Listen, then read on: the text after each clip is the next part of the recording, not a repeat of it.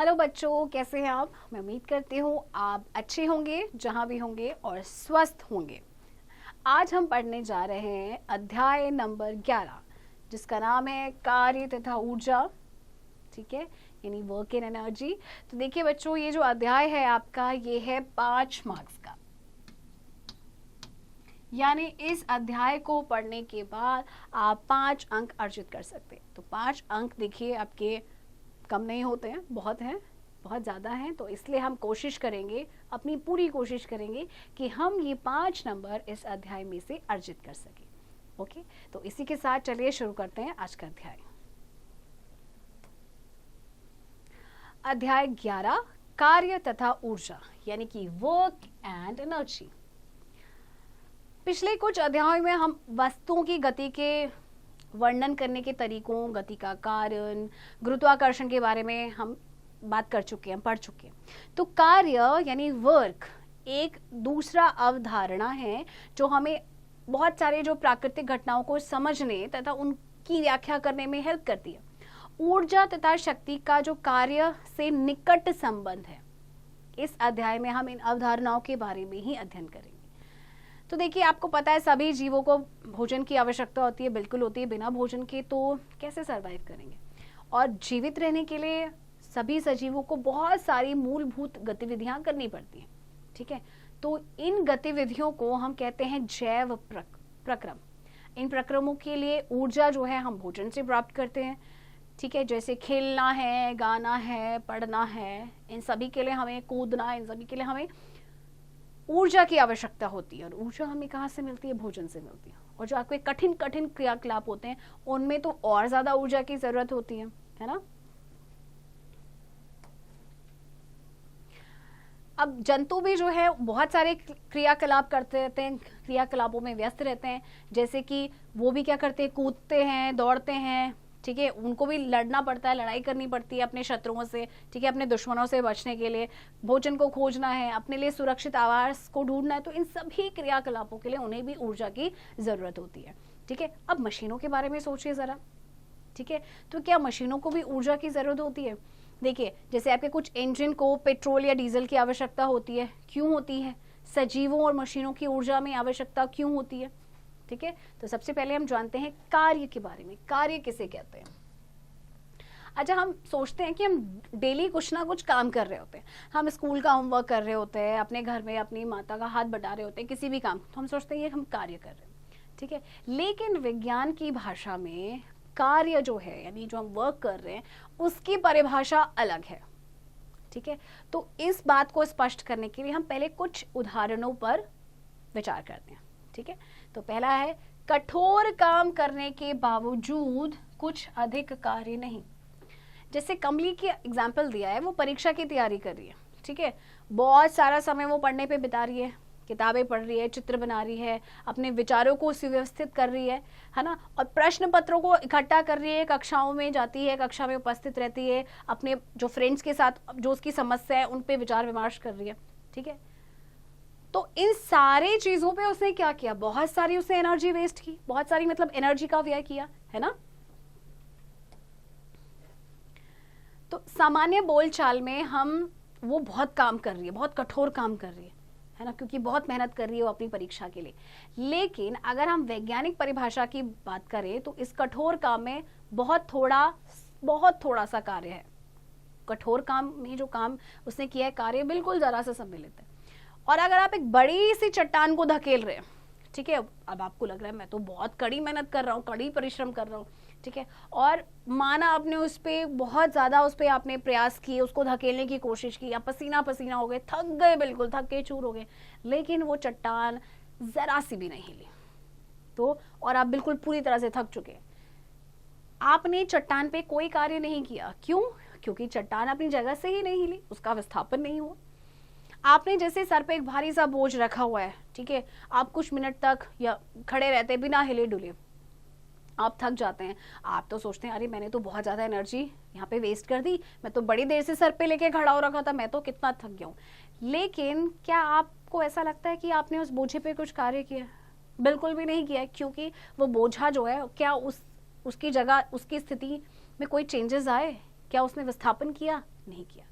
तो जैसे जो प्राकृतिक दृश्यों को देखने के लिए आप सीढ़ियों पर चढ़कर इमारत की ऊपरी मंजिल पर जाते हैं, है ना, आप एक ऊंचे पेड़ पे भी चढ़ सकते हैं। तो वैज्ञानिक परिभाषा के अनुसार ये जो क्रियाकलाप है इसमें बहुत सारा कार्य निहित है। ठीक है, अब देखिए, हम डेली जो काम करते हैं, किसी भी लाभदायक शारीरिक या मानसिक परिश्रम को कार्य समझते हैं, जैसे कि मैदान में खेलना, मित्रों से बातचीत करना, ठीक है, गाना गुनगुनाना, किसी सिनेमा को देखना, मूवी को देखना, ठीक है, किसी भी आप समारोह में चले जाते हैं, शामिल हो जाते हैं, है ना।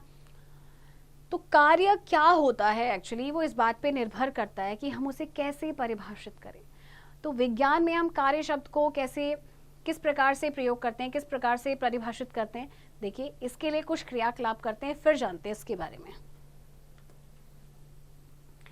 देखिए, अब देखिए इसमें क्या करनी है आपके, ये जो हमने अभी उपरोक्त अनुच्छेदों में हमने क्या किया कि ऐसे बहुत सारे क्रियाकलाप की चर्चा की जिसमें जो हम अपने डेली जीवन में करते रहते हैं, ठीक है, जैसे कि तो अब इन प्रत्येक क्रियाकलाप के लिए कुछ प्रश्नों का उत्तर देना है कि किस वस्तु पे कार्य किया गया, वस्तु पर क्या घटित हो रहा है और कार्य कौन कर रहा है, यानी क्या कर रहा है। कार्य की वैज्ञानिक संकल्पना, विज्ञान के दृष्टिकोण से हम कार्य को किस प्रकार देखते हैं और परिभाषित करते हैं, ये समझने के लिए चलिए पहले कुछ स्थितियों पे विचार करते हैं। किसी सतह पर रखे एक गुटके को धकेलें, गुटका कुछ दूरी तय करता है, आपने गुटके पर कुछ बल लगाया जिससे गुटका क्या हो, विस्थापित हो गया, तो इस स्थिति में कार्य हुआ है। एक लड़की है, किसी ट्रॉली को खींचती है और ट्रॉली कुछ दूर चलती है, लड़की ने ट्रॉली पे बल लगाया, विस्थापित हुई, इसलिए कार्य हुआ। एक पुस्तक को किसी ऊंचाई तक उठाइए ऐसे, और ऐसा करने के लिए आपको बल लगाना पड़ा, पुस्तक ऊपर भी उठती है और पुस्तक पर एक बल लगाया गया है और पुस्तक गतिमान हुई, इसका मतलब वहां पे कार्य हुआ। अब इन सारी स्थितियों को अगर आप ध्यान से देखेंगे तो ऐसा लगेगा कि कार्य करने के लिए सिर्फ दो दशाओं का होना आवश्यक है। सबसे पहले एक तो वस्तु पे कोई ना कोई बल लगना चाहिए और दूसरा वस्तु विस्थापित होनी चाहिए, मतलब उसकी जगह चेंज होनी चाहिए। अगर इनमें से कोई भी दशा पूरी नहीं होती है तो कार्य मतलब नहीं हुआ है। ठीक है, विज्ञान की दृष्टि में हम इसे कार्य नहीं मानेंगे। ठीक है, एक बैल किसी गाड़ी को खींच रहा है, गाड़ी चलती है, गाड़ी पे एक बल लग रहा है और गाड़ी कुछ दूर चलती है, तो आपको क्या लगता है स्थिति में कार्य हुआ या नहीं हुआ? बिल्कुल, क्योंकि उस पर बल भी लग रहा है और उसने कुछ दूरी भी तय की है। ठीक है, चलिए क्रियाकलाप देखते हैं। अपने दैनिक जीवन की कुछ स्थितियों पे आपको विचार करना है जिसमें आपके कार्य शामिल हो, इनकी सूची बनाना है, फिर अपने फ्रेंड से विचार विमर्श करेंगे कि क्या हर स्थिति में कार्य हुआ है या नहीं है। ठीक है, अगला क्रियाकलाप देखिए, कुछ ऐसी स्थितियों पे विचार करना है कि वस्तु पे बल तो लगा है लेकिन बावजूद उसके उस विस्थापित नहीं। ठीक है, और ऐसी स्थिति पे भी विचार करना है कि बिना बल लगे ही जो वस्तु है वो क्या होगी, विस्थापित हो जाए। ठीक है, तो इसके लिए आप अपनी स्थितियां सोचिए, उनकी सूची आप बनाइए। ठीक है, चलिए, एक नियत बल द्वारा किया गया कार्य देखिए, माना किसी वस्तु पे एक नियत बल लग रहा है, F कार्य करता है। ठीक है, और मान लीजिए वस्तु बल की दिशा S जो उसने विस्थापित हुई, S दूरी है। ठीक है,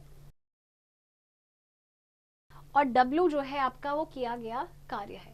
तो कार्य की परिभाषा के अनुसार कार्य बल तथा विस्थापन के गुणनफल के बराबर है, यानी जो है कार्य किसके बराबर है, बल और विस्थापन के गुणनफल के, यानी W बराबर है F इंटू S। F मतलब बल, S मतलब विस्थापन, यानी किसी वस्तु पर लगने वाला बल द्वारा गया कार्य बल के परिमाण तथा बल की दिशा में चली गई दूरी के गुणनफल के बराबर होता है। कार्य में केवल परिमाण होता है तथा कोई दिशा नहीं होती है। ठीक है, तो ये जो आपकी समीकरण है 11.1 में अगर हम F की वैल्यू रख दें 1 न्यूटन, S की रख दें 1 मीटर, तो बल आपका क्या हो जाएगा, 1 न्यूटन मीटर होगा। यहाँ पे बल का जो मात्रक है वो है न्यूटन मीटर या जूल हम लिख सकते हैं। ठीक है, यानी कि 1 जूल किसी वस्तु पर किए गए कार्य की वह मात्रा है जब 1 न्यूटन का बल वस्तु को बल की क्रिया रेखा की दिशा में 1 मीटर विस्थापित कर दे। ठीक है, अब अगर आप इस समीकरण को ध्यान से देखेंगे, आपके पास ये जो समीकरण है, यदि वस्तु पर लगने वाला बल 0 है तो किया गया कार्य कितना होगा? 0 ही होगा। अगर वस्तु का विस्थापन 0 है तो किया गया कार्य कितना होगा? 0 होगा। ठीक है, चलिए उदाहरण देखते हैं। किसी वस्तु पर 5 न्यूटन बल लग रहा है, यानी F है आपके पास 5। बल की दिशा की वस्तु में 2 मीटर विस्थापित होती है, यानी ये आपका है S। यदि विस्थापन होते समय लगातार वस्तु पर बल लगता रहे तो समीकरण 11.1 के अनुसार किया गया कार्य क्या होगा? देखिए, जो कार्य है वो होता है आपका बल, आपका जो बल है और आपका जो वस्तु ने जो विस्थापना की है उनका गुणनफल। तो 5 न्यूटन और 2 मीटर बराबर होगा आपका 10 न्यूटन मीटर, यानी कि 10 जूल उस पे कार्य हुआ है। ठीक है, चलिए पहला प्रश्न देखते हैं। किसी वस्तु पर 7 न्यूटन का बल लगता है। ठीक है, मान लीजिए बल की दिशा में विस्थापन है 8 मीटर, यानी ये ऐसे। तो मान लीजिए वस्तु के विस्थापन के समय लगातार वस्तु पर बल लगता रहता है, तो इस स्थिति में किया गया कार्य कितना होगा? देखिए फिर से आप वही फॉर्मूला लगाएंगे, W बराबर होगा F इंटू S। बल है आपके पास 7 न्यूटन और विस्थापन है आपके पास 8 मीटर, यानी कि ये हो जाएगा 56 न्यूटन मीटर या 56 जूल। ओके बच्चों, चलिए एक अन्य स्थिति पे विचार करते हैं जिसमें बल और विस्थापन एक ही दिशा में है। जैसे एक बच्चा किसी खिलौने कार को, जैसे आपको इस चित्र में दिया गया है, वो क्या कर रहा है कि धरती के समानांतर खींच रहा है। तो बच्चे ने कार के विस्थापन की दिशा में बल लगाया। इस स्थिति में किया गया कार्य बल तथा विस्थापन के गुणनफल के बराबर होगा और इस प्रकार की स्थिति में बल द्वारा किया गया कार्य धनात्मक माना जाता है। ओके, अब एक स्थिति पे और विचार करते हैं जिसमें कि एक वस्तु समान वेग से किसी नियत दिशा में गति कर रही है और उस पे विपरीत दिशा में एक अवमंदक बल F आरोपित किया जाता है, यानी दोनों दिशाओं के बीच में 180 डिग्री का कोण बन रहा है। तो माना कि वस्तु S दूरी के विस्थापन के बाद रुक जाती है, तो ऐसी स्थिति में बल यानी F द्वारा किया जो कार्य है वो ऋणात्मक माना जाता है और इस ऋण चिन्ह द्वारा निर्दिष्ट किया जाता है। बल द्वारा किया गया कार्य फिर क्या होगा? F इंटू माइनस एस या माइनस F इंटू एस। ठीक है, तो जब बल विस्थापन की दिशा के विपरीत दिशा में लगता है तो किया गया कार्य ऋणात्मक होता है। जब बल विस्थापन की दिशा में लगता है तो किया गया कार्य धनात्मक होता है। ये बात याद रखिएगा।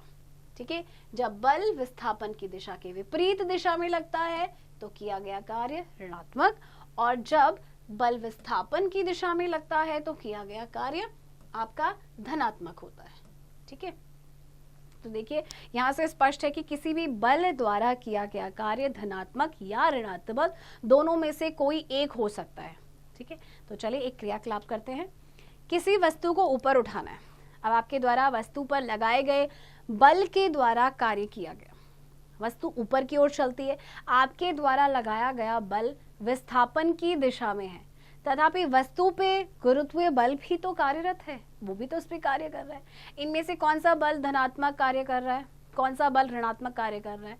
देखिए इसमें क्या होगा कि जैसे आपने ऊपर की दिशा में उसको उठाया, ठीक है, बल तो जो विस्थापन बल की दिशा में है, ठीक है, इसलिए वो धनात्मक होगा, और जो गुरुत्वाकर्षण पे बल लग रहा है वो आपका ऋणात्मक होगा। ठीक है, चलिए उदाहरण देखते हैं। एक कुली ने 15 किलोग्राम का बोझ धरती से 1.5 मीटर ऊपर उठाकर अपने सिर पे रखता है। ठीक है, ये आपका M है, ये है विस्थापन। अब उसके द्वारा बोझे पर किए गए कार्य का परिकलन करना है, तो कार्य आपको पता है होता है F इंटू एस।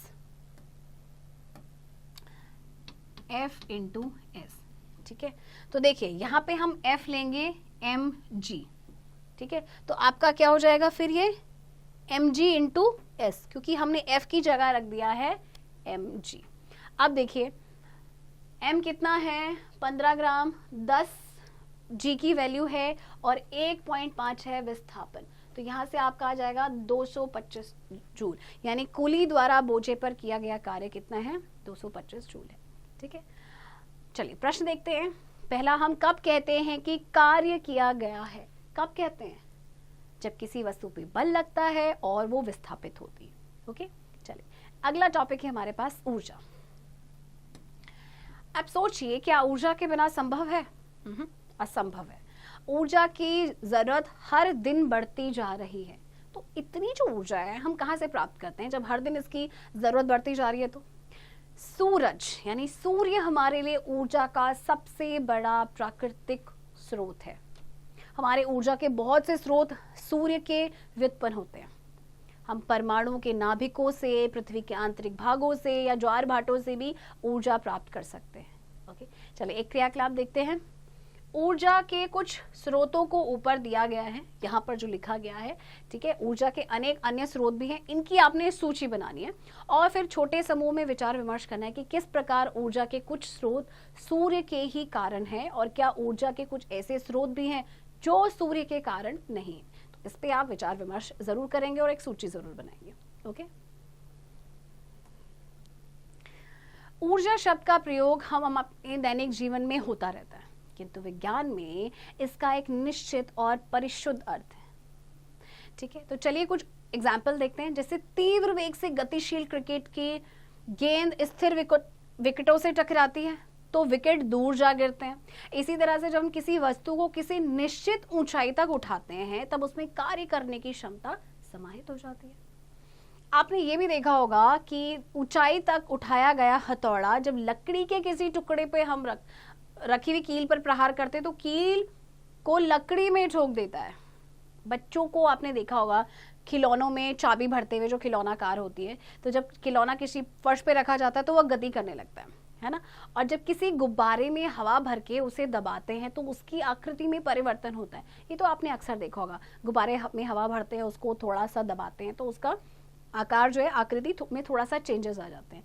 तो अगर हम गुब्बारे को अगर उसमें कम बल लगाते हैं, लगाकर उसको दबाते हैं, तो बल को हटाने पे क्या होगा, वो फिर से अपनी जो उसकी मूल आकृति थी, जो उसका शेप था, उसमें वापस आ जाएगा। यदि आपने उसमें ज्यादा बल लगा दिया तब क्या होगा, तब तो फट जाएगा, है ना। तो देखिए, इन सभी उदाहरणों में वस्तुएं अलग प्रकार से कार्य करने की क्षमता अर्जित कर लेती हैं। अगर किसी वस्तु में कार्य करने की क्षमता है तो कहा जाता है कि उसमें ऊर्जा है। तो जो वस्तु कार्य करती है उसमें ऊर्जा की हानि होती है, क्योंकि क्या है, अगर कार्य कर रहे हैं तो उसके लिए ऊर्जा की जरूरत हो रही है, इसीलिए ऊर्जा की हानि होती है। और जिस वस्तु पर कार्य किया जाता है उसमें ऊर्जा की वृद्धि होती है। ओके,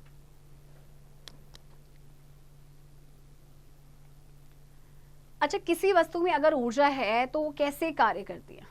कोई वस्तु जिसमें ऊर्जा है तो वो दूसरी वस्तु पर लगा सकती है, और जब ऐसा होता है तो ऊर्जा पहली वस्तु से कहाँ स्थानांतरित हो जाती है, दूसरी वस्तु में ट्रांसफर हो जाती है।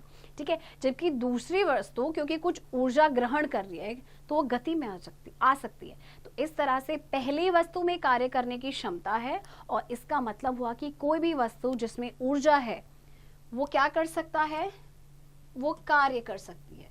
ठीक है, तो इस प्रकार किसी वस्तु में निहित ऊर्जा को उसकी कार्य करने की क्षमता के रूप में मापा जाता है। इसलिए ऊर्जा का मात्रक वही है जो कार्य, और वो क्या है, जूल।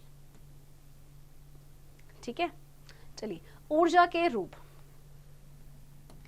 अच्छा, जिस संसार में हम रहते हैं यहाँ पे बहुत सारे ऊर्जा के अनेक रूपों में विद्यमान है। ठीक है, इसमें आपका है स्थिज ऊर्जा, गतिज ऊर्जा, आपकी ऊष्मीय ऊर्जा, रासायनिक ऊर्जा, विद्युत ऊर्जा और प्रकाश ऊर्जा। ठीक है, सबसे पहले हम बात करते हैं गतिज ऊर्जा के बारे में। क्रियाकलाप देखिए, आपको एक भारी सी गेंद लेनी है, इसे रेत की मोटी परत पर गिराना है। गीली रेत की सतह अच्छा कार्य करेगी, तो गेंद को रेत पर लगभग 25 सेंटीमीटर की ऊंचाई से गिराएंगे और गेंद रेत में एक गर्त यानी गड्ढा वहां पे बना देती है। अब इस क्रियाकलाप को 50 सेंटीमीटर, 1 मीटर तथा 1.5 मीटर यानी 1.5 मीटर की ऊंचाई के से गेंद को गिराकर दोहराना है, और आपने सुनिश्चित करना है कि सभी गर्त जो है सुस्पष्ट दिखाई दे, आपको मतलब क्लियरली नजर आए। ठीक है, गेंद को गिराने की ऊंचाई के अनुसार सभी गर्तों पे आपने निशान बनाना है, उन गहराइयों की जितनी भी गहराई है उनकी तुलना करनी है, और इसमें कौन सी गर्त सबसे अधिक गहरी है, कौन सा गड्ढा जो है अधिक उथला है, और ऐसा क्यों। तो गेंद ने किस कारण ये गड्ढा बनाया, विचार विमर्श करने के बाद इस पे विश्लेषण करना है। ठीक है, अगला क्रियाकलाप देखते हैं। तो देखिए आपको जो चित्र दिया गया है 11.5, इस चित्र के अनुसार जो है उपकरण लगाने हैं। एक ज्ञात द्रव्यमान यानी जिसका द्रव्यमान हमें पता है, उस लकड़ी के गुटके को ट्रॉली के सामने किसी सुविधाजनक निश्चित दूरी पर रखना है। चलने पर एक अज्ञात द्रव्यमान रखना है जिससे कि ट्रॉली गतिमान हो जाए। ठीक है, फिर आपने क्या करना, ट्रॉली आगे चलती है और लकड़ी के गुटके से टकराती है। मेज पर एक अवरोधक इस प्रकार लगाइए कि गुटके से टकराने के पश्चात ट्रॉली वहीं पे रुक जाए। गुटका विस्थापित हो जाता है। गुटके के विस्थापन को मापना है। इसका मतलब क्या हुआ कि जैसे ही गुटके ने ऊर्जा ग्रहण की, ट्रॉली द्वारा गुटके पे कार्य किया गया। अब सवाल ये उठता है, ये ऊर्जा आई कहां से। पलड़े पर रखे द्रव्यमान को बढ़ाकर इस प्रयोग को दोहराना है। ठीक है, और किस अवस्था में विस्थापन अधिक है, किस अवस्था में किया गया कार्य अधिक होगा। इस क्रियाकलाप में गतिशील ट्रॉली कार्य करती है अतः इसमें ऊर्जा विद्यमान है। तो एक चलती हुई वस्तु कार्य कर सकती है।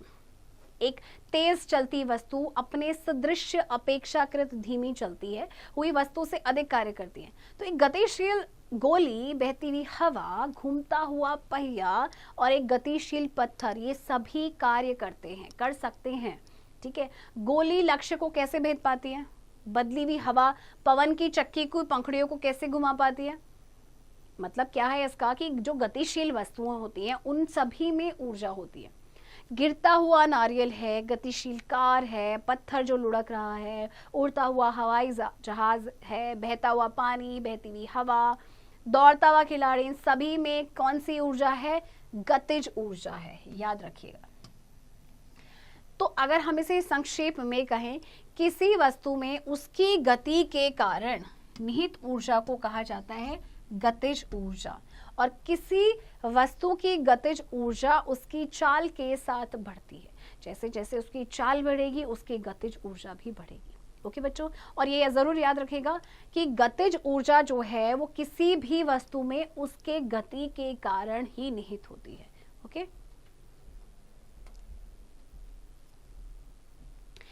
किसी गतिशील वस्तु में उसकी गति के कारण कितनी ऊर्जा निहित होती है। परिभाषा के अनुसार हम बोल सकते हैं कि किसी निश्चित वेग से गतिशील वस्तु की गतिज ऊर्जा उस वस्तु पर उस वेग को प्राप्त करने के लिए किए गए कार्य के बराबर है। अब देखिए, किसी वस्तु की गतिज ऊर्जा को एक अगर समीकरण के रूप में व्यक्त करना है तो देखिए क्या है, हम मानेंगे कि जो m है वो द्रव्यमान की एक वस्तु एक समान वेग यानी u से गतिशील है। अब मान लीजिए जब इस पर एक नियत बल यानी F विस्थापन की दिशा में लगता है तो वस्तु s दूरी तक विस्थापित हो जाती है। तो समीकरण 11.1 से किया गया कार्य क्या है आपका, W जो है Fs के बराबर है। तो वस्तु पे किए गए कार्य के कारण इसके वेग में चेंजेस होंगे। मान लीजिए इसका वेग अब क्या है, पहले u था, u से अब हो जाता है v, और मान लीजिए जो उत्पन्न हुआ त्वरण है वो है आपका कितना, a। ठीक है, तो अब अध्याय 8 में हमने पढ़ा था 8.5 जो अनुभाग था, हमने गति के 3 समीकरण के बारे में पढ़ा था। एक समान त्वरण a से गतिशील किसी वस्तु के प्रारंभिक वेग और अंतिम वेग तथा विस्थापन के बीच कौन सा संबंध है, या फिर हम इसे इस तरह से लिख सकते हैं। अब अनुभाग 9.4 से हमें पता है कि जो F है वो किसके बराबर है, m × a। तो इस तरह से समीकरण 11.2 को समीकरण 11.1 में रखने पर हमें बल क्या मिलेगा, हमें देखिए हमें ये वैल्यू मिल जाएगी। ठीक है, अब W क्या हो जाएगा आपका, हाफ mv² - u²। अगर वस्तु की गति अपने विराम अवस्था से प्रारंभ करती है, विराम अवस्था से प्रारंभ करती है, मतलब u उसका क्या है, 0 है, तो w हो जाएगा हाफ mv², क्योंकि u तो आपका क्या हो गया, 0। तो यहाँ से ये क्लियर है कि किया गया कार्य वस्तु की गतिज ऊर्जा में परिवर्तन के बराबर है, ठीक है। तो अगर u 0 है तो किया गया कार्य क्या होगा, हाफ mv², ठीक है। अब m जो द्रव्यमान की तथा एक समान वेग v से गतिशील वस्तु की गतिज ऊर्जा का मान होगा E बराबर हाफ mv², ठीक है। और ये k लिखा है, k मतलब गतिज ऊर्जा, ठीक है। चलिए उदाहरण देखते हैं।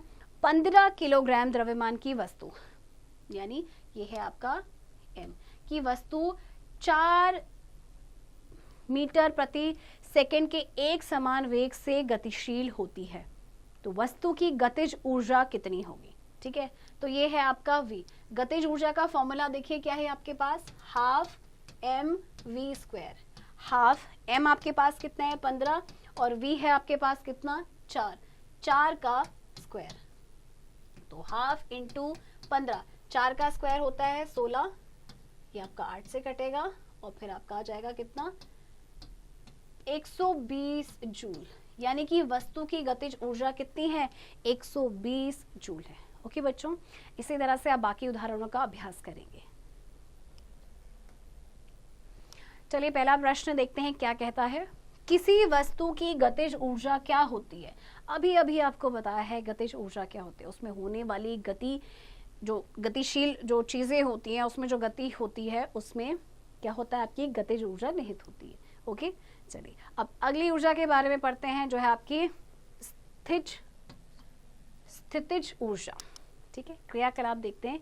एक रबर का बैट या रबर का छल्ला लेना है, एक के सिरे को पकड़ के दूसरे सिरे से खींचना है, छल्ला खिंच जाता है। छल्ले के एक सिरे को छोड़ना है, अब देखते हैं क्या होता है। छल्ला अपनी प्रारंभिक लंबाई प्राप्त करने का प्रयास करेगा, तो यहां से यह स्पष्ट है कि छल्ले ने अपनी खिंची हुई स्थिति में कुछ ऊर्जा क्या की, उसने उपार्जित कर ली है, और खींचने पे ये ऊर्जा किस प्रकार उपार्जित कर लेते हैं। नेक्स्ट देखिए, एक आपने स्लिंकी लेनी है, ठीक है, ये आपकी स्लिंकी, और उसको अपने या तो आप खुद ही पकड़ेंगे या एक सिरे को अपने मित्र के द्वारा पकड़ाएंगे, ठीक है। अब आपने क्या करना है, उसको खींचा, उस स्लिंकी को छोड़ देंगे, तो क्या होगा, खींचने पर स्लिंकी ने किस प्रकार ऊर्जा उपार्जित की, और अब क्या संपीड़ित करने पर भी स्लिंकी ऊर्जा उपार्जित करेंगे। अगला क्रियाकलाप, एक खिलौना कार लेना है, उसमें आपने क्या करना है, चाबी भरनी है। कार को जमीन पर रखिए, तो वो चलेगी नहीं कि चलेगी। इसमें ऊर्जा कहाँ से उपार्जित की, चलने शुरू की, मतलब उसने ऊर्जा उपार्जित की, कहाँ से की, क्या उपार्जित ऊर्जा चाबी द्वारा भरे गए लपेटनों की संख्या पर निर्भर है, तो इसकी आप जांच कैसे करेंगे। अगला क्रियाकलाप देखिए, किसी वस्तु को एक निश्चित ऊंचाई तक उठाना है, वस्तु अब कार्य कर सकती है, छोड़ने पर यह नीचे गिरने लगती है। इसका मतलब क्या है कि इसने कुछ ऊर्जा उपार्जित कर ली है। जब उसको आप और ज्यादा ऊंचा उठाएंगे तो वह अधिक कार्य कर सकती है, और इस तरह से इसमें अधिक ऊर्जा विद्यमान हो जाती है। इसे ऊर्जा कहाँ से प्राप्त होती है, सोचिए और उसके बाद विचार विमर्श जरूर करना। इन परिस्थितियों में जिनकी हमने बात की, ये वस्तु पर किए गए कार्य के कारण इसमें ऊर्जा संचित हो जाती है। किसी वस्तु को स्थानांतरित की गई ऊर्जा इसमें स्थितिज ऊर्जा के रूप में संचित रहती है, यदि ये वस्तु की चाल या वेग पे परिवर्तन करने के लिए उपयोग में नहीं आती। वस्तु कार्य करने के लिए स्थिति प्राप्त कर लेती है। जब आप किसी रबर बैंड को खींचते हैं तो आप कुछ ऊर्जा क्या कर रहे हैं, ट्रांसफर कर रहे हैं। बैंड में जो स्थानांतरित की गई ऊर्जा इसमें स्थितिज ऊर्जा के रूप में संचित हो जाती है। किसी खिलौना कार में आप चाबी भरते समय क्या करते हैं, आप कार्य करते हैं, इसके अंदर कमानी में स्थानांतरित की गई ऊर्जा स्थितिज ऊर्जा के रूप में संचित हो जाती है। किसी वस्तु द्वारा इसकी स्थिति अथवा विन्यास में परिवर्तन के कारण प्राप्त ऊर्जा को स्थितिज ऊर्जा कहते हैं। ओके, ये बात याद रखिएगा, ठीक है, स्थितिज ऊर्जा। क्रियाकलाप देखते हैं। बांस की एक खपच्ची लेना है और उसमें जैसे आपको चित्र में दिया गया है इस तरह से एक धनुष बनाना है। फिर किसी हल्की सी डंडी का एक तीर बनाएंगे। तीर का एक सिरा धनुष की तानित डोरी पर रहेगा और अब डोरी को खींचना है और तीर को क्या करना है, मुक्त करना है, जिसमें खींचते हैं ना धनुष की डोरी को। तो तीर को धनुष से दूर जाते हुए आप देखिए, धनुष की आकृति में परिवर्तन पे ध्यान दीजिए, और धनुष की आकृति में परिवर्तन के कारण उसमें संचित स्थितिज ऊर्जा तीर को गतिज ऊर्जा प्राप्त करती है, जिससे तीर क्या होता है, गतिशील होके दूर जा गिरता है। ओके, किसी ऊंचाई पर वस्तु की स्थितिज ऊर्जा, देखिए वस्तु को किसी ऊंचाई तक उठाने में उसकी ऊर्जा में वृद्धि होती है। इसका कारण है कि इसको ऊपर उठाने पे इस पे गुरुत्व बल के विरुद्ध कार्य किया जाता है, क्योंकि हम उसे ऊपर उठा रहे हैं, जबकि जो गुरुत्व बल है उसे नीचे खींचता है। तो इस प्रकार की वस्तु में विद्यमान ऊर्जा उसकी गुरुत्वीय स्थितिज ऊर्जा है। भूमि से ऊपर किसी बिंदु पर किसी वस्तु की गुरुत्वीय स्थितिज ऊर्जा को वस्तु को भूमि से उस बिंदु तक उठाने में गुरुत्वीय बल के विरुद्ध किए गए कार्य द्वारा परिभाषित करते हैं। किसी ऊंचाई पर किसी वस्तु के गुरुत्वीय स्थितिज ऊर्जा के व्यंजक को ज्ञात करना काफी आसान होता है। एक m द्रव्यमान की वस्तु के बारे में विचार कीजिए। मान लीजिए कि इसे धरती से h ऊंचाई तक ऊपर उठाया जाता है और ऐसा करने के लिए एक बल की आवश्यकता होती है। वस्तु को उठाने के लिए आवश्यक न्यूनतम बल वस्तु के भार के बराबर यानी कि होता है mg। तो वस्तु में इस पर किए गए कार्य के बराबर ऊर्जा उपार्जित होगी। मान लीजिए वस्तु पर गुरुत्वीय बल के विरुद्ध किया गया कार्य क्या है, W है। तो किया गया कार्य क्या होगा, बल इंटू विस्थापन। बल जो है आपका mg और विस्थापन है आपका h, यानी W बराबर होगा mgh। क्योंकि वस्तु पर किया गया कार्य mgh के बराबर है, इसलिए वस्तु को mgh इकाई के बराबर ऊर्जा उपार्जित होगी। यह वस्तु की है स्थितिज ऊर्जा। तो देखिए स्थितिज ऊर्जा निकालनी है तो उसका फॉर्मूला होगा EP is equal to mgh। EP पिछली बार हमने E के लिखा था गतिज ऊर्जा के लिए, EP यानी कि स्थितिज ऊर्जा। अब देखिए ये ध्यान देने वाली बात है कि गुरुत्वीय बल द्वारा किया गया कार्य वस्तु की प्रारंभिक और अंतिम स्थितियों की ऊर्ध्वाधर ऊंचाइयों के अंतर पर निर्भर है, न कि उसके रास्ते पर कि वस्तु ने गति की है। जैसे कि चित्र आपको दिया गया है 11.8 में, ऐसी स्थिति दिखाई गई है इसमें जहां एक गुटका स्थिति A से स्थिति B तक दो अलग अलग पथों से पहुंचाया गया है। ठीक है, स्थिति A और B, A से B पहुंचा, ये पहला पथ, A से B पहुंचा, देखिए किस तरह से गया, ये दूसरा पथ है। ठीक है, तो मान लीजिए ऊंचाई जो है AB वो है h, और दोनों की स्थितियों में वस्तु पर किया गया कार्य क्या है, mgh है। चलिए उदाहरण देखते हैं। 10 किलोग्राम द्रव्यमान की एक वस्तु को, ये आपका m है, धरती से 6 मीटर की ऊंचाई तक उठाया गया, ये h, और इस वस्तु में विद्यमान ऊर्जा का परिकलन करना है और g का मान आपको दिया गया है। ठीक है, तो आप इसमें निकाल लेंगे स्थितिज ऊर्जा जो है आपका EP is equal to mgh। द्रव्यमान कितना है आपका 10 किलो, g की वैल्यू दे रखी है, g की वैल्यू आपके पास है 9.8 और ऊंचाई है आपके पास 6 इंटू 6। तो देखिए आपके पास कितना आ जाएगा, ये 98 इंटू 6, 500 आपका हो जाएगा 588 जूल। तो 588 जूल आपका क्या है, स्थितिज ऊर्जा। ओके बच्चों, तो इसी तरह से आप बाकी के उदाहरण का अभ्यास करेंगे। क्या ऊर्जा के विभिन्न रूप परस्पर परिवर्तनीय हैं, हम उन्हें चेंज कर सकते हैं? क्या हम ऊर्जा का एक रूप से दूसरे रूप में रूपांतरण कर सकते हैं? तो प्रकृति ने हमें ऊर्जा रूपांतर के बहुत सारे उदाहरण देखने को मिलते हैं प्रकृति में। देखिए, तो देखिए आपको क्या करना है, छोटे समूह में बैठना है और प्रकृति में ऊर्जा रूपांतरण की अलग अलग विधियों पे विचार विमर्श करना है, और अपने समूह में फिर कुछ प्रश्नों पे आपको विचार विमर्श करना है, जो कि प्रश्न आपको यहाँ दिए गए हैं कि हरे पौधे खाना कैसे बनाते हैं, आपको मालूम होगा, उन्हें ऊर्जा कहाँ से प्राप्त होती है, और वायु एक स्थान से दूसरे स्थान क्यों बहती है, कोयला और पेट्रोलियम जैसे ईंधन कैसे बने, और किस प्रकार के ऊर्जा रूपांतर जल चक्र को बनाए रखते हैं। तो इन सभी प्रश्नों का जो आप समूह बना रहे छोटे छोटे, उनमें विचार विमर्श करेंगे। अगला क्रियाकलाप क्या है? बहुत सारे जो मानव क्रियाकलापों या हमारे द्वारा जो उपयोग की जाने वाली युक्तों में ऊर्जा रूपांतरण सम्मिलित है। तो इस प्रकार के क्रियाकलापों और जुगतों की भी आपको एक सूची बनानी है और हर क्रियाकलाप या जुगत में आपने पहचानना है कि किस प्रकार का जो ऊर्जा है वो रूपांतरण हो रहा है। ओके, ऊर्जा संरक्षण का नियम। क्रियाकलाप 11.13 और 11.14 में हमने सीखा कि ऊर्जा एक रूप से दूसरे रूप में परिवर्तित हो सकती है। तो इस प्रक्रिया में निकाय की कुल ऊर्जा का क्या होगा? फिर ऊर्जा रूपांतरण की अवस्था में निकाय की कुल ऊर्जा वो परिवर्तित नहीं होती, वो अपरिवर्तित रहती है। तो ये ऊर्जा संरक्षण के नियम अनुसार है। ठीक है, इस नियम के अनुसार क्या है? ऊर्जा केवल एक रूप से दूसरे रूप में रूपांतरित हो सकती है, ना तो इसकी उत्पत्ति की जा सकती है, ना आप इसे बना सकते हैं, ना ही विनाश, ना इसकी आप उत्पत्ति कर सकते हैं ना विनाश कर सकते हैं, बट हाँ एक रूप से दूसरे रूप में आप इसको क्या कर सकते हैं? रूपांतरित कर सकते हैं।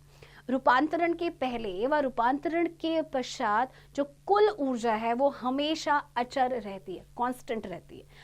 ऊर्जा संरक्षण का नियम हर स्थिति और हर प्रकार के रूपांतरणों में मान्य है।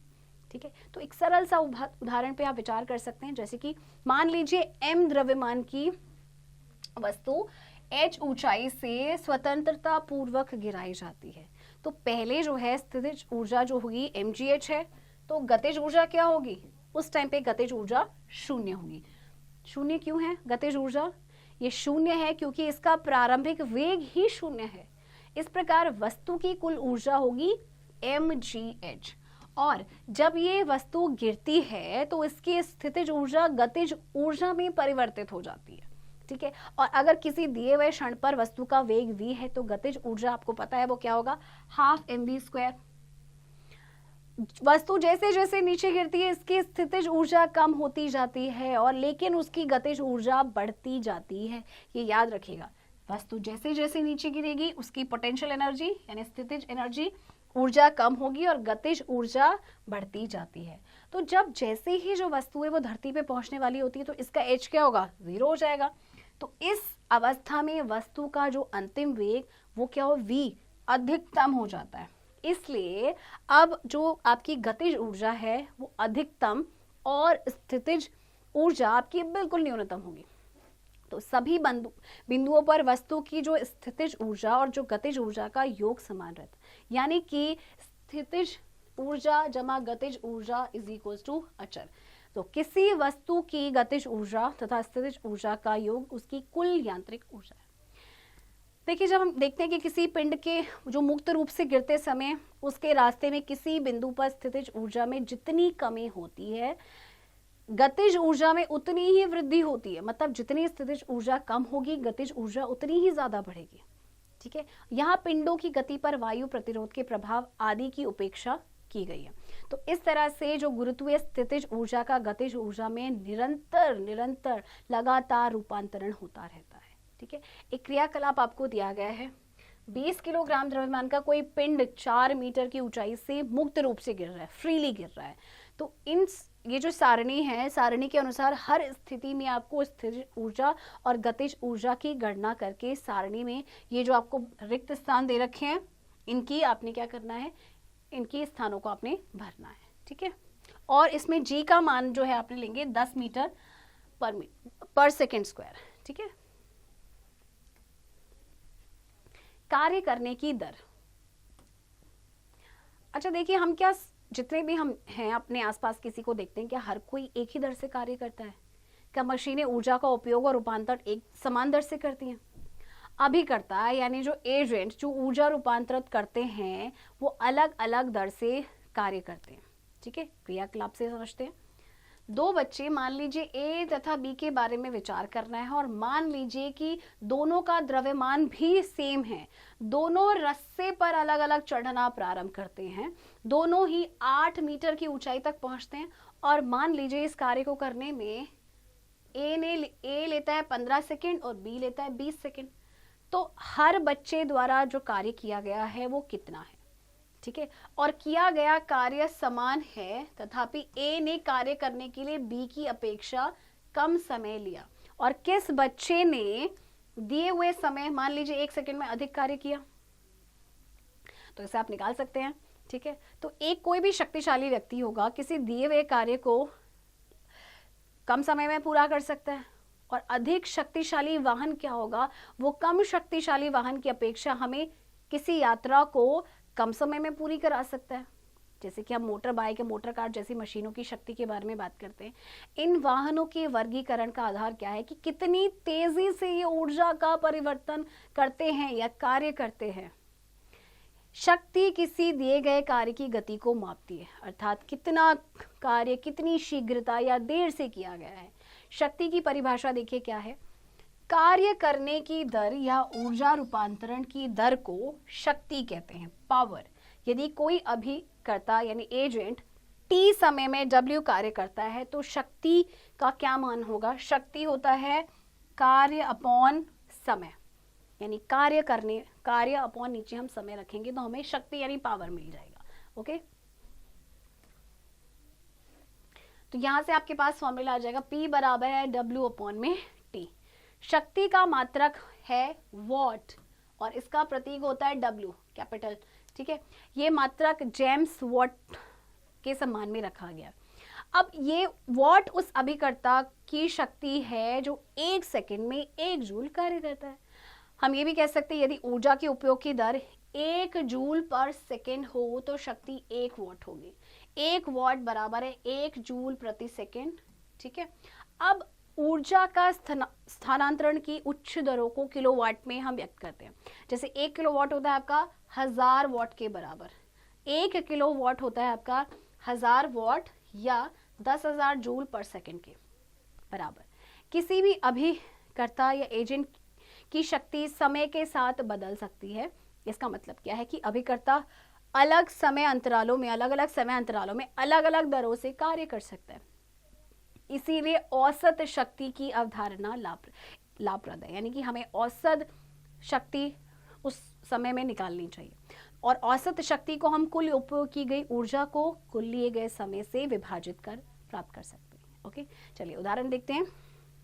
11.7 2 लड़कियां जिनमें प्रत्येक का भार है 400 न्यूटन, एक प्रत्येक का भार है मतलब दोनों का 400, ठीक है, एक रस्से पर 8 मीटर की ऊंचाई तक चढ़ती हैं, ठीक है। हम एक लड़की का नाम ए रखते हैं और दूसरी का बी। इस कार्य को पूरा करने में लड़की ए ने लिए 20 सेकंड का समय और जबकि लड़की बी ने लिया 50 समय का समय। तो प्रत्येक लड़की द्वारा व्यय की गई शक्ति का परिकलन करना है, ठीक है। मतलब हमें इसमें शक्ति निकालनी है। शक्ति का फॉर्मूला है W/T और हमें दोनों ही लड़कियों की शक्ति का परिकलन करना है, यानी लड़की ए और लड़की बी। तो देखिए लड़की ए द्वारा व्यय की गई शक्ति, उसने देखिए लड़की का भार कितना था 400 न्यूटन यानी mg 400 न्यूटन, ऊंचाई यानी h कितनी 8 मीटर, t है आपके पास 20 सेकेंड। अब आपका शक्ति क्या होगा, किया गया कार्य है ना, किया गया कार्य क्या है, आपका किया गया कार्य है mgh/t, ठीक है। mg आपके पास है 400, हाइट है आपके पास 8, टाइम है आपके पास 20, 0 0 कैंसिल हो जाएगा तो ये कितना आ जाएगा 160 वॉट। ये क्या है, ये जो लड़की ए द्वारा व्यय की गई शक्ति। अब बी द्वारा क्या होगा, इसमें क्या होगा, सिर्फ आपका सब सेम रहेगा, यानी 400 और 8 ये सेम रहेगा, सिर्फ समय अलग हो जाएगा। जो उसने 50 सेकंड लिए तो उसकी शक्ति आई 64 वॉट। तो देखिए लड़की ए द्वारा व्यय की गई शक्ति 160 वॉट है, जबकि लड़की बी द्वारा व्यय की गई शक्ति कितनी है 64 वॉट है। ओके, चलिए अगले उदाहरण का अभ्यास आप खुद से करेंगे। अब प्रश्न देखते हैं। पहला प्रश्न क्या कहता है, शक्ति क्या है। अभी आपको बताया शक्ति क्या है ना, तो इसकी परिभाषा आपने यहाँ पे लिखनी है। अगला, ऊर्जा का व्यावसायिक मात्रक। जूल जो है वो ऊर्जा का एक छोटा सा मात्रक है, यानी कि ये ऊर्जा की बड़ी राशियों को व्यक्त करने के लिए बड़ा असुविधाजनक हो जाता है। इसीलिए हम ऊर्जा की एक बड़ी मात्रा का उपयोग करते हैं, जिसे हम कहते हैं किलोवाट घंटा, kWh। तो 1 किलोवाट घंटा से क्या मतलब है कि मान लीजिए कि हमारे पास एक मशीन है जो 1 सेकंड में 1000 जूल ऊर्जा का यूज करती है। अगर हम इस मशीन को लगातार 1 घंटे तक प्रयोग में लाएंगे तो ये क्या करेगा, ये 1 किलोवाट घंटा ऊर्जा व्यय करेगी। इस प्रकार 1 किलोवाट घंटा ऊर्जा की वह मात्रा है जो 1 किलोवाट के किसी स्रोत को 1 घंटे तक उपयोग करने के लिए व्यय होगी। यानी 1 किलोवाट घंटा क्या हो जाएगा, 1 किलोवाट इंटू 1 घंटा। अब 1 घंटे में होते हैं 3600 सेकेंड, 60 इंटू 60 है ना, और 1 किलोवाट में होते हैं 1000 वाट। यानी कि ये कितना आ गया, तो हम 1 किलोवाट घंटा को लिख सकते हैं 3.6 इंटू 10 की पावर 6 जूल।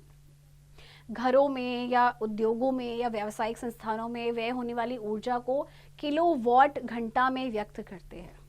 जैसे कि एक मशीन में उपयोग की गई विद्युत ऊर्जा को यूनिट के रूप में व्यक्त करते हैं, है ना। तो यहाँ 1 यूनिट का अर्थ है कितना, 1 किलोवाट घंटा।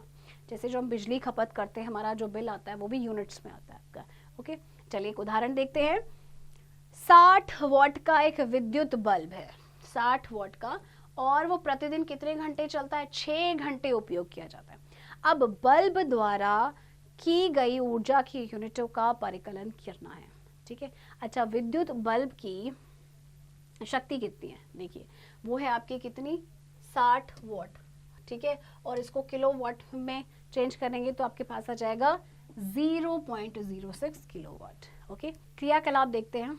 अपने घर में विद्युत परिपथ में जो लगे हुए आपके मीटर्स होते हैं उनको ध्यान से देखना है, ठीक है। उनके लक्षणों का बारीकी से आप ऑब्जर्व करेंगे। हर दिन सुबह और शाम 6:30 बजे मीटर का आप रीडिंग नोट करेंगे, ठीक है। और फिर लगभग 1 सप्ताह तक आपने करना है। दिन के समय कितनी यूनिट खर्च हुई, रात के समय कितनी यूनिट खर्च हुई, ये आपने अपनी ऑब्जर्वेशन में लिखना है, ठीक है। और उसके बाद अपने आंकड़ों से निष्कर्ष निकालना है। अपने प्रेक्षणों की तुलना आप अपने जो बिजली का जो मासिक बिल होता है उसके जो उसमें विवरण होता है उनसे करेंगे, ठीक है।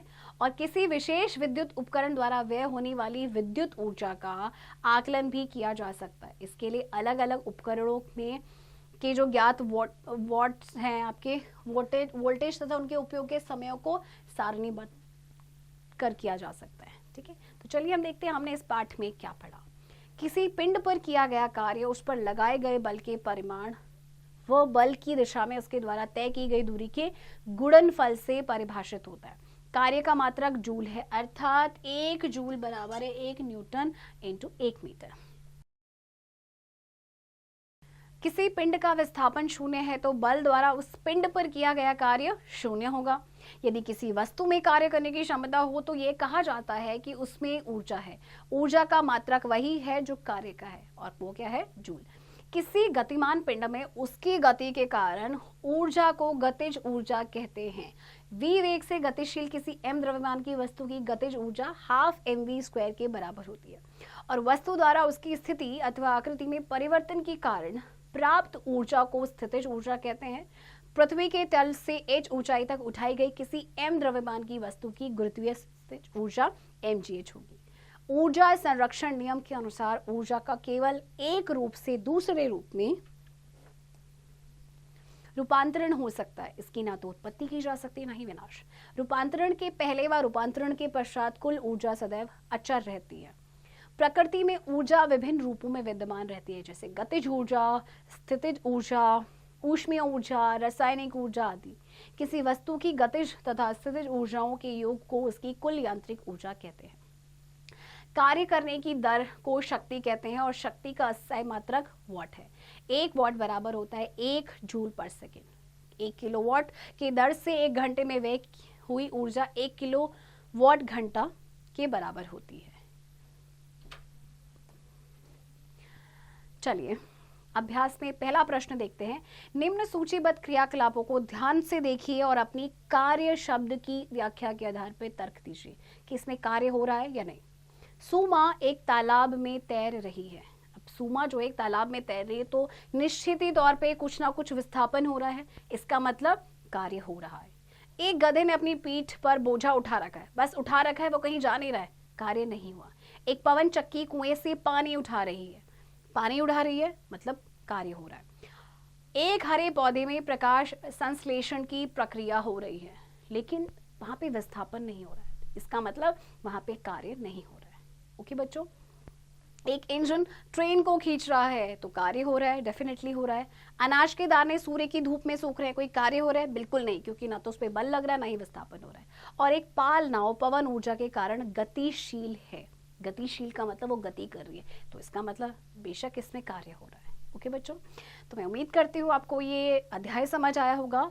अब अध्याय का अभ्यास आप जरूर करिएगा।